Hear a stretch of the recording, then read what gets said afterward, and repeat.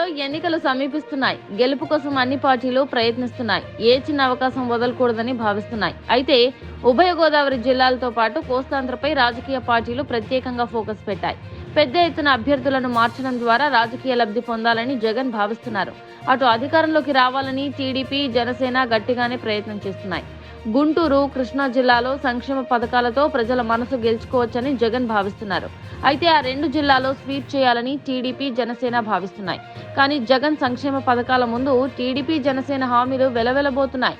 టీడీపీకి బలమున్న కృష్ణా, గుంటూరు జిల్లాలో మారుమూల ప్రాంతాల్లో సైతం టీడీపీ వేవ్ లేకుండా పోతుంది.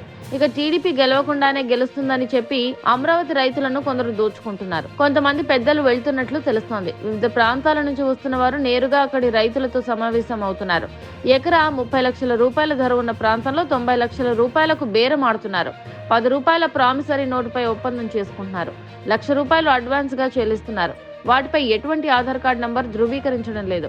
మరికొద్ది రోజుల్లో మిగతా మొత్తం చెల్లించి రిజిస్ట్రేషన్ చేసుకుందామని చెప్పుకొస్తున్నారు. ఒకవేళ మేము రాకున్నా ₹1,00,000 అడ్వాన్స్ తిరిగి ఇవ్వాల్సిన అవసరం లేదని తేల్చి చెప్తున్నారు.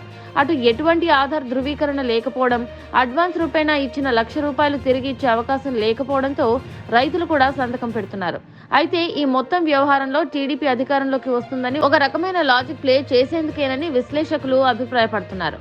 ఆ రెండు జిల్లాల్లో ఇప్పటికే వైసీపీ లీడ్ లో ఉంది. టీడీపీ పేరు చెప్పి ఇలా ఈ సీక్రెట్ ఒప్పందం అని తెలుస్తోంది. టీడీపీ అధికారంలోకి వస్తుందని ఒక నమ్మకం కల్పించడం ద్వారా ఆ రెండు జిల్లాలో ఏకపక్ష విజయానికి ప్రయత్నాలు జరుగుతున్నాయని ప్రచారం జరుగుతోంది.